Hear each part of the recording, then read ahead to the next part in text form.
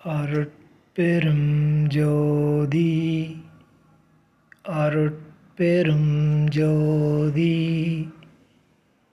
தனிப்பெரும் கருணை அருட்பெரும் ஜோதி. இந்த பதிவு வேலூர் ஐயா எனும் அருட்திரு யோகானந்த சாமிகள் அவர்களின் வாழ்வியல் சுருக்கம்.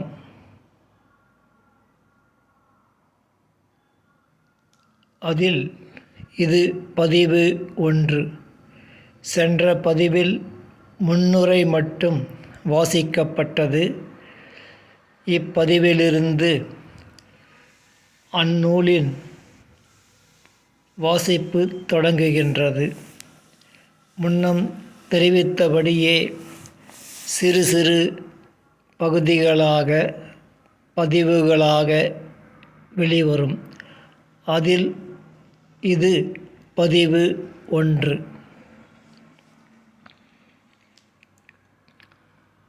தொன்மை காலத்தே தற்போது தோற்றமளிக்கும் இப்பூ உலகத்தின் தென்பகுதி, தென் அமெரிக்கா, தென் ஆப்பிரிக்கா, தென் இந்தியா, ஆஸ்திரேலியா இவைகளுக்கு இடையே உள்ள கடல் பகுதியாகவும் தொடர்ந்த ஒரு பெரும் நிலப்பரப்பாக இருந்தது என்றும், அந்நிலப்பரப்பினை எல்மூரியா கண்டம் என்றும் நாவலம் தீவு என்றும் வரலாற்று ஆசிரியர்கள் குறிப்பிட்டுள்ளனர்.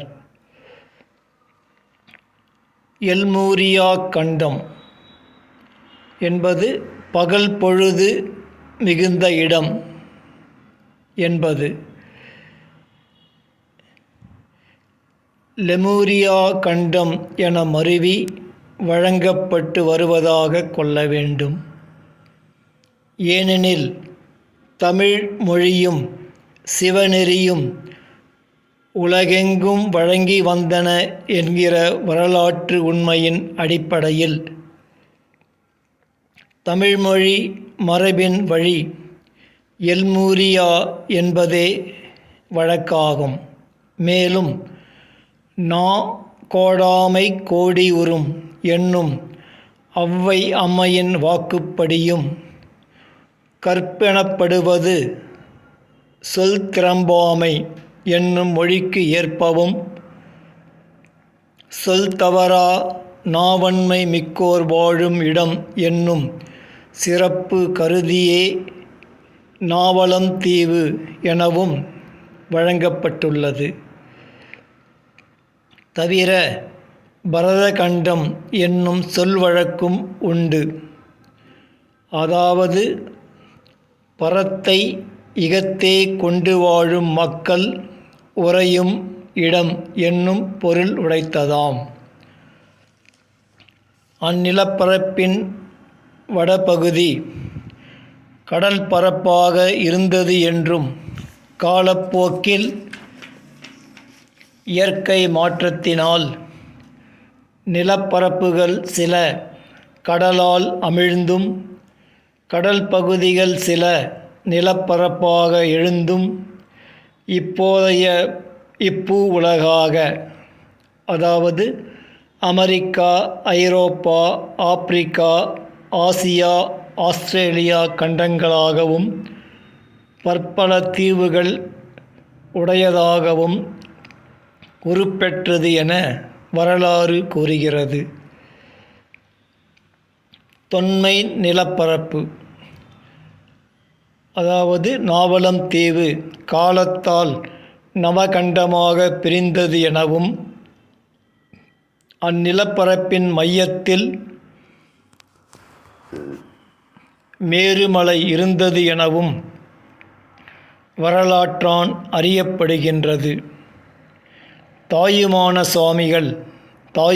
சுவாமிகளின் நவகண்ட பரப்பினை வளமாக வந்தும் எனும் பாடல் வரியினாலும் இது தெரியப்படுகின்றது. மொழியும் வழிபாடும் கிமு 4000 வரை உலக மக்களையெல்லாம் ஒரு கூட்டத்தில் இணைப்பதற்கு உரிய ஆதாரங்களாக இருக்கின்றன என்றும், தமிழ்மொழியும் சிவநெறியும் இவ்வுலகம் முழுமையும் ஒருகால் ஓங்கியிருந்தன என்பதை பல ஓவியங்களாலும் மேற்கோள்களாலும் தெரிவிக்கப்பட்டுள்ளன. பேராசிரியர் மனோன்மணியம் சுந்தரம் பிள்ளை அவர்களின் சதுமறை ஆரியம் வருமுன் சகமுழுதும் நினதாயின் முதுமொழி நீ அநாதி என மொழிகுவதும் வியப்பாமே எனும் முழக்கத்தானும் இது வலியுறுத்தப்பட்டுள்ளது.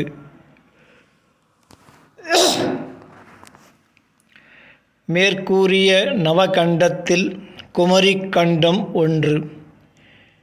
இவ்விடத்தில்தான், அதாவது குமரிக்கண்டமாய் பிரிவதற்கு முன்னரே முதலில் உயிரினம் தோன்றியதாக வரலாற்றார் குறிக்கின்றனர். பக்ருலியாலும் பக்ருலி ஆறும் பன்மலை அடுக்கமும் குமரிக்கோடும் கொடுங்கடல் கொல்ல என்னும் பழம்பாடலாலும் அறியப்படுகின்றது. தலைமை தமிழ்ச்சங்கம் இருந்த மதுரையம்பதி இக்குமரிக்கண்டத்தில்தான் இருந்ததாக அறியப்படுகின்றது. இக்குமரிக்கண்டமும் பின்னர் கடலால் விழுங்கப்பட்டுள்ளது.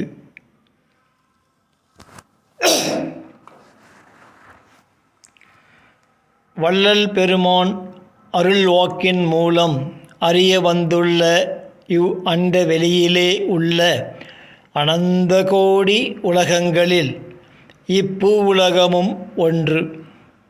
இவ்வுலகின் கண் வழங்கும் நாடுகளில் இந்திய தேயம் ஒன்று. இவ்விந்திய தேயத்தின் தெற்கு பகுதி விந்திய மலைக்கு தென்பகுதி தக்கணம் என்றும், தென் இந்தியா என்றும், இதில் சிறந்து விளங்குவது திராவிட நாடு என்றும், அத்திராவிட நாட்டின் திலகமாக திகழ்வது தமிழ்மொழி வழங்கும் தமிழ்நாடு என்றும் பேராசிரியர் சுந்தரம் பிள்ளை அவர்களால் நீராடும் கடலுடுத்த நிலமடந்தை எனத் தொடங்கும் தமிழ்த்தாய் வாழ்த்தில் விதந்து ஓதப்பட்டுள்ளது. இந்திய தேயத்தின் தேசிய கீதத்திலும் திராவிட நாடு குறிக்கப்பட்டுள்ளது. இதுகாறும் இந்நில உலகின் கண் தோன்றி இறையருளை பெற்ற பெரியோர்களில் தலை சிறந்தவரான திருவருட்பிரகாச வள்ளலார் எனும் சிதம்பரம் இராமலிங்க அடிகளார் இவ்விந்திய தேயத்தை தவபூமி என்றும், இதில் தமிழ்நாடு ஞானபூமி என்றும் மொழிந்துள்ளார். இத்தகைய தமிழ்நாடு சேர, சோழ, பாண்டிய நாடு என முப்பெரும் பிரிவுகளாக வழங்கி வந்துள்ளன என்பதை தமிழ் நூல்களானும் கல்வெட்டுகளானும் அறியக் கிடக்கின்றன. இப்பிரிவுகளில் சோழ நாடு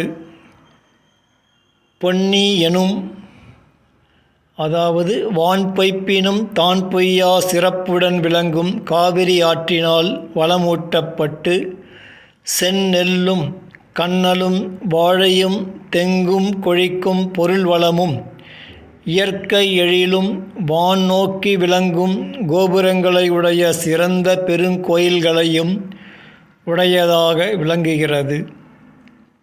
மாடு கட்டி போரடித்தால் மாளாது என்று, யானை கட்டி போரடிக்கும் சோழநாடு என்றும், சோழநாடு சோறுடைத்து என்றும் ஆன்றோர்களால் சிறப்பிக்கப்பட்டுள்ளது.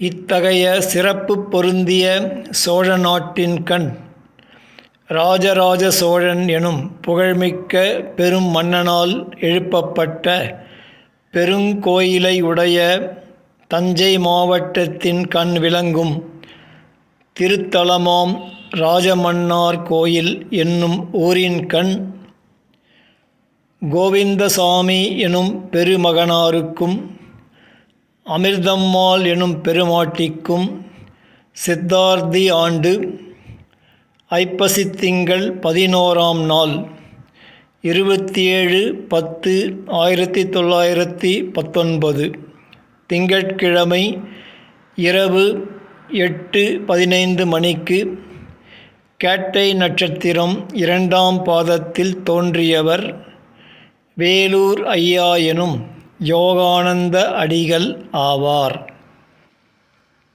அவரது தந்தையார் வேளாண்மை தொழிலில் ஈடுபட்டிருந்தார். ஊரார் ஆச்சி என்று அவரது தாயாரை அன்புடன் அழைப்பார்கள். தருமகுணமும் நீதியும் உடையவராக இருந்ததால் ஊரார் வழக்குகளை அந்த அம்மையாரிடம் வந்து தீர்த்து கொள்வார்கள்.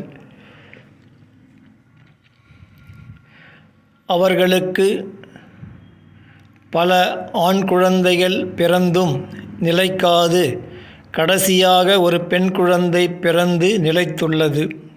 பின்னர் அந்த அம்மையார் பிள்ளையாரை வழிபட்டு ஐயா பிறந்துள்ளார். ஆண் பிள்ளைகள் பிறந்து நிலைக்காததினால் ஐயா நிலைக்கும் பொருட்டு அவரை அவரது சிறிய தகப்பனாருக்கு தத்து கொடுத்து விட்டார்கள். குழவி பருவத்திலேயே இயல்பாக ஏற்பட்ட இந்த நிகழ்ச்சி பந்தபாசம் அற்று பொதுவாம் அன்பு நெறி பூண்டு ஒழுகுவதற்கு ஒரு வித்தாக அமைந்தது போலும். இவரது இயற்பெயர் தெரியவில்லை. அடுத்து அவரது ஜாதக குறிப்பும் அது குறித்து சில ஜோதிட பாடல்களும் இந்நூலில் இடம்பெற்றுள்ளன. அது இப்பதிவில் சேர்க்கவில்லை. அதற்கு இந்நூலாசிரியர் என்னை மன்னிக்கவும். மற்றபடி இவ்வரலாறு தொடர்கின்றது.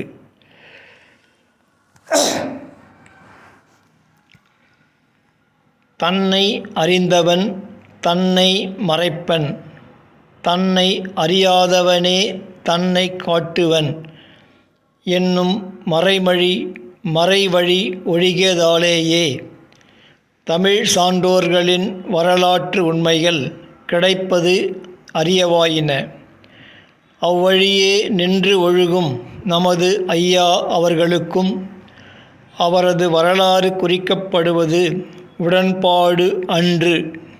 ஆயினும் நம்மனோர்க்கும் நமது பின்வழியினருக்கும் அவரது வரலாற்று உண்மைகள் மேம்பட்டு ஒழுகுவதற்கு ஓர் ஊன்றுகோலாய் உதவும் என்னும் பெரும் நோக்காலேயே எழுதப்பட்டது.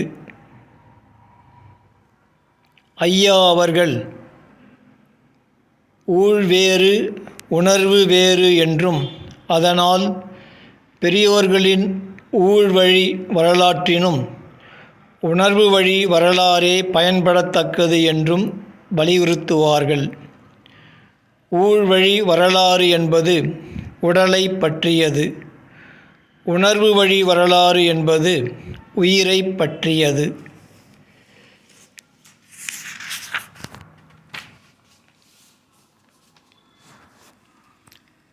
ஊழ் வழி அனித்தியமானது, உணர்வு வழி நித்தியமானது.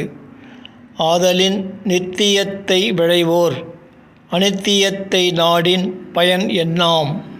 எனினும் அந்த நித்திய வாழ்வினை பெறுவதற்கு அனித்திய வாழ்வு கருவியாக அமைந்து உதவி வருவது உணர்வு உடையோர் அறிந்த ஒன்றே.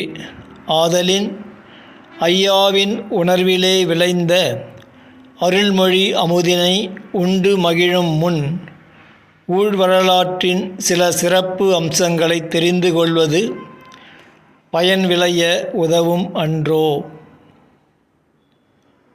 ஈண்டு ஊழ் வரலாறு என்று குறிக்கப்படினும் அந்த ஊழ் எத்தகையது என்பது கூர்ந்து நோக்கற்பாலது. பொதுவாக விதியே மதியாகி மக்களை காரியப்படுத்துகிறது என்பது அனுபவத்தால் அறிய கிடக்கின்றது. ஊழிற் பெருவழி ஆவுல மற்றொன்று சூழினும் தான் முந்துரும் என்னும் தேவரின் வாக்கும் சான்றாம்.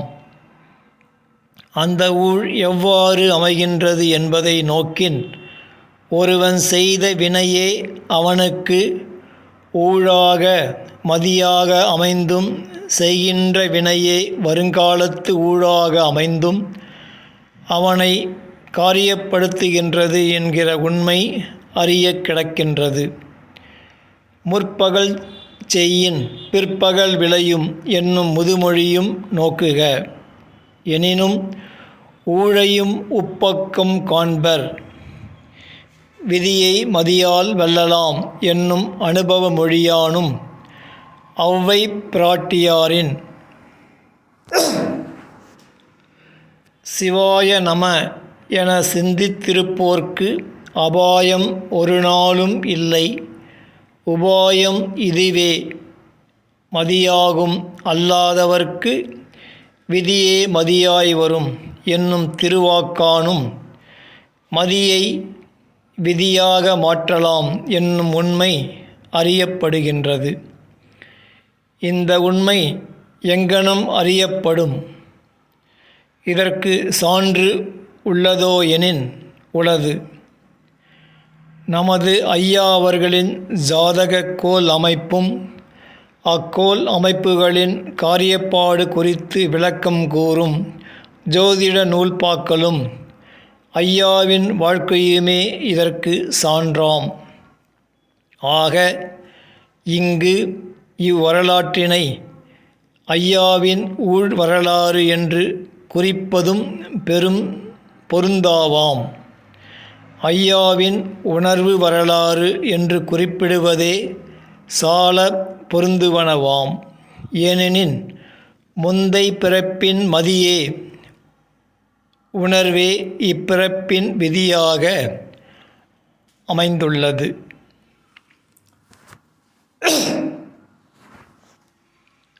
இவ்வரலாற்றிலே குறிக்கப்பட்டுள்ள நிகழ்ச்சிகள் ஐயா அவர்கள் ஆன்மீக விளக்கங்கள் பேசி வரும் காலத்து இடையிடையே காரண நிமித்தம் அருகி வெளிவந்தவை.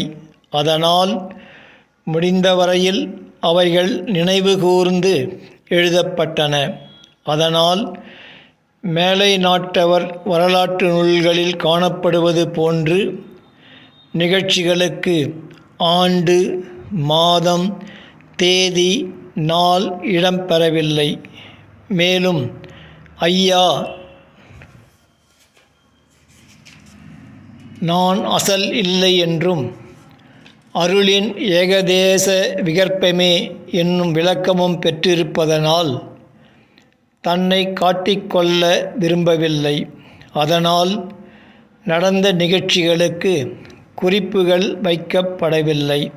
அதனால் இங்கு விளக்கப்பட்டுள்ள நிகழ்ச்சிகள் காலத்தால் முன்பின் மாறியிருக்கவும் ஏது உண்டு. எவ்வாறாயினும் அவரது பேர் உணர்வு பேற்றிற்கு அவரது ஊழ் உணர்வு எங்கனம் காரியப்பட்டன என்பதை அறிந்து கொள்வதே நமது நோக்கம். அதன் விளைவே இவ்வரலாற்று சுருக்கம்.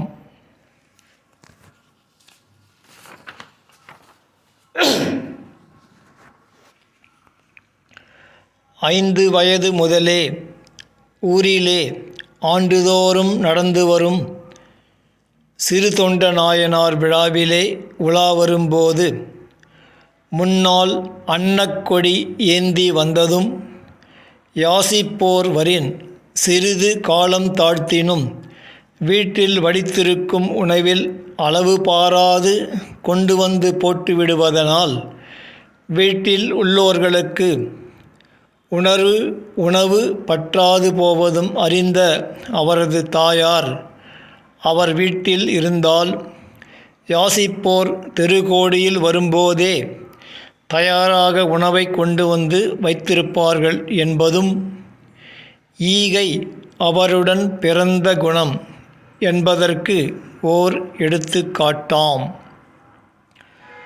தான் காக்கைக்கு உணவளித்ததை கடிந்த தன் தந்தையுடன் பேசாமல் விட்டதும் தின்பண்டத்தை பிற பிள்ளைகளுக்கு கொடுப்பதை கண்டித்த பாட்டியை நீ எனக்கு பாட்டி இல்லை என்றதும் ஈகையை விரும்பாதவர் யாரே ஆயினும் அவர் உறவினர் அல்லர் என்பது அவரது இரக்கத்திற்கு நற்சான்றாக அமைந்துள்ளன.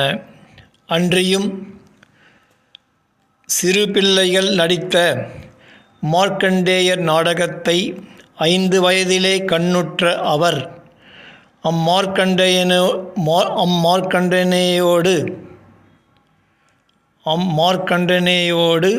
தான் ஒன்றிப்போன உணர்வினை மறந்து அறியாத உள்ளப்பாங்கும் விளையும் பயிர் முளையிலே தெரியும் என்னும் மொழிக்கு ஓர் எடுத்துக்காட்டாம். துள்ளி விளையாடும் இளம் பருவத்திலே அகன்ற வாய்க்கால்களை கண்ட இடத்தும் இறங்கி செல்லாமல் தாண்டி குதித்து செல்லும் விறுவிறுப்பு கொண்ட அந்த வயதிலே மிக தளர்ந்த கண் பார்வை இழந்த அந்த தெருவில் உள்ள ஒரு பாட்டியை தினந்தோறும் மாலை நேரத்தில் ஊர்கோடியில் இருந்த காமாட்சி அம்மன் கோவிலுக்கு அடிமேல் அடி வைத்து மெதுவாக அழைத்துச் சென்று உடன் கோயிலை சுற்றி வந்து வழிபட்டு பின்னர் வீட்டுக்கு அழைத்துச் சென்று விட்டுவிட்டு வருவார். எந்த சிறு பிள்ளையும் அந்த வயதில் செய்ய முடியாத அத்துணை பொறுமையான செயல் அவர் பொறுமையின் சிகரமாக விளங்குவதற்கு ஊற்றுக்கோலாய் அமைந்திருந்துள்ளது.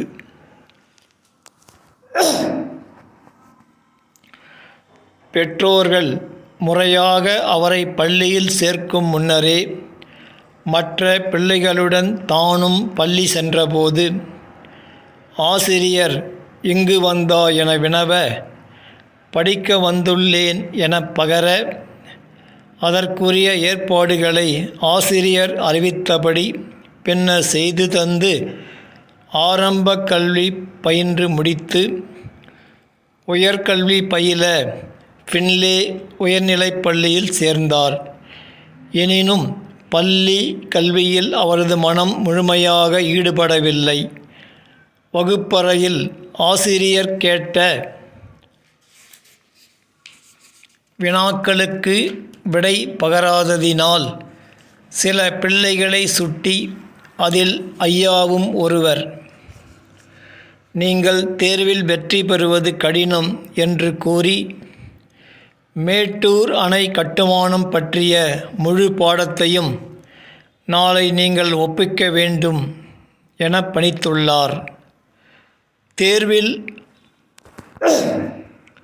தேர்வில் வெற்றி பெறுவது கடினம் என்ற ஆசிரியரின் கூற்று ஐயாவை உறுத்தியது. தாய் தந்தையரின் உழைப்பை உண்டு சுமையாக இருந்து வருவதா என எண்ணி உள்ளம் வருந்தியுள்ளது. ஆதலின் பள்ளி முடிந்து வீட்டுக்கு வந்த பின்னர் ஒரு மாட்டுத் தொழுவத்தில் அவரும் நன்றாக பயிலும் மாணவன் ஒருவனும் மேட்டூர் அணை பற்றிய பாடத்தை அம்மாணவன் உருப்போட ஐயா மௌனமாக பார்த்துள்ளார். மறுநாள் ஆசிரியர் அப்பாடத்தை கேட்க சிலர் சில வரிகளும் சிலர் பல வரிகளும் சிலர் சிறு பகுதியும் ஒப்பித்தும் சிலர் மௌனமாகவும் நிற்க எந்த மாணவனாவது முழுமையாக ஒப்புக்கின்றானா என்பதை தெரிந்து கொள்ளும் பொருட்டு ஐயாவும் முதன்முறை மௌனமாக நின்றுள்ளார். எல்லா மாணவர்களும் நிற்கவே கடைசியாக ஐயா, நான் சொல்லுகிறேன் என ஆசிரியர் அனுமதி பெற்று முழு பாடத்தையும் பிழையின்றி சொற்பொழிவாற்றுதல் போன்று ஆற்றியுள்ளார். ஆசிரியர் வியப்படைந்து தேர்வில் வெற்றி பெறுவது கடினம் என்று நேற்று கூறிய வார்த்தையை திரும்ப பெற்று கொள்ளுகிறேன், நீ வெற்றி பெறுவாய் என்றாராம். தவிர வகுப்பறையில் விடை பகர்ந்து முன் அமருவதில் ஆண் பிள்ளைகள் தோற்று பெண் பிள்ளைகள் வெற்றி பெற்றால் அதற்கு இடம் தராது மறுநாள் தான் விடை பகர்ந்து முன் வந்து அமருவாராம். ஆண்மை உணர்வு இளமையிலேயே அவரிடம் குடிகொண்டிருந்துள்ளது.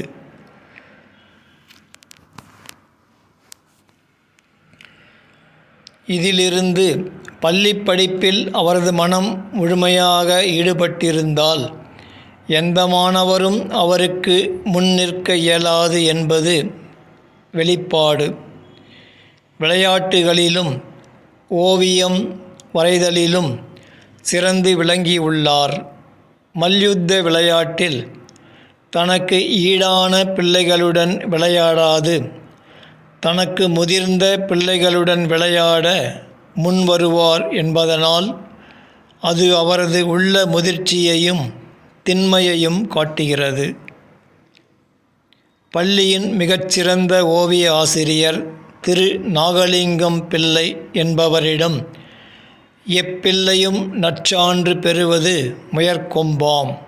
ஆனால் ஐயா அவர்கள் பண்பாளர், அதாவது நைஸ்மேன் என அவரால் அழைக்கப்பட்டுள்ளார்.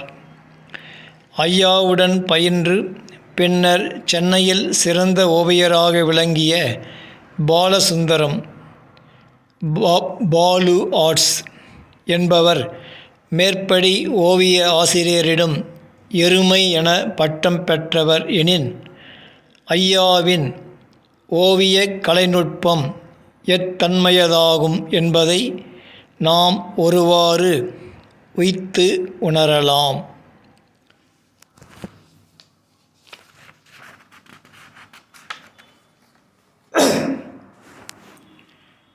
வெறும் ஏட்டுக்கல்வியில் அவரது மனம் ஈடுபாடு கொள்ளாததாலும் தாய் தந்தையரின் உழைப்பில் இனியும் தான் உண்டு வாழ்வதை விரும்பாது தான் உழைத்து மற்றவர்களுக்கும் உபகாரமாக விளங்க வேண்டும் என்கிற மன எழுச்சியினாலும் பள்ளி படிப்பை விட்டு ஏறத்தாழ 13வது வயதில் தொழிலில் ஈடுபட்டுள்ளார்.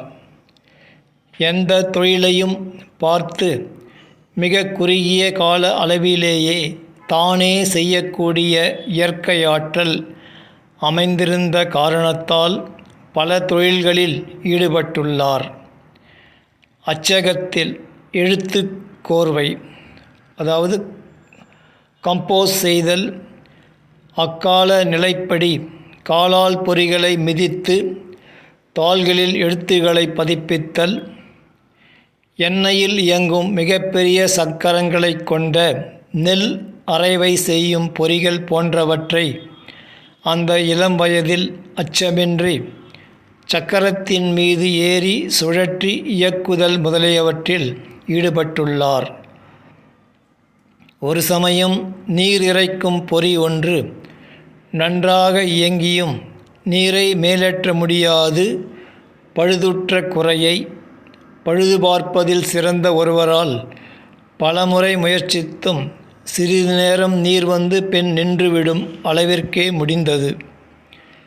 தொடர்ந்து நீர் இறைக்கச் செய்ய முடியாமல் மேற்கொண்டு இதை சரி செய்ய வாய்ப்பில்லை, வேறு பொறிதான் வாங்க வேண்டும் என கூறி கைவிட்டு விட்டார்.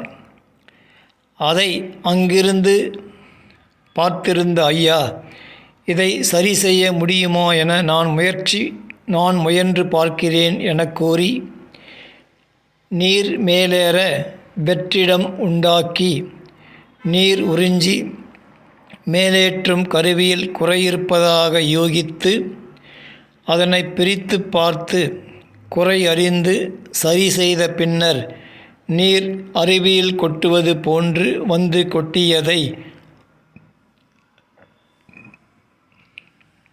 அங்கு குழுமியிருந்தோர் கண்ணுற்று, இந்த இளம் வயதில் இத்தகையதோர் ஆற்றலா எனக் கூறி வியந்து போற்றியுள்ளனர்.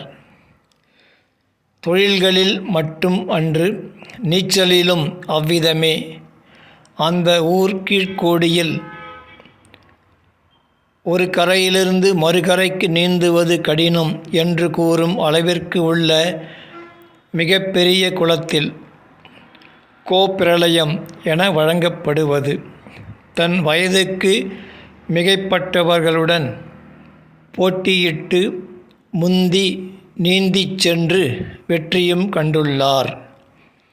தஞ்சை மாவட்டத்தில் காவிரி நீர் வயலுக்கு பாய்ச்ச வெட்டப்பட்டுள்ள வாய்க்கால்கள் 7 அல்லது 8 அடி அகலம் கொண்டவைகளை கூட இறங்கி கடக்காமல் தாண்டி கடக்கும் அளவிற்கு அஞ்சா நெஞ்சமும் உடல் திண்மையும் பெற்றிருந்தார்.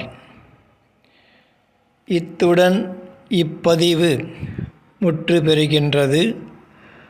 அடுத்து பதிவு 2இல் இவ்வரலாற்று சுருக்கம் தொடரும். அருட்பெரும் ஜோதி அருட்பெரும் ஜோதி தனிப்பெரும் கருணை அருட்பெரும் ஜோதி.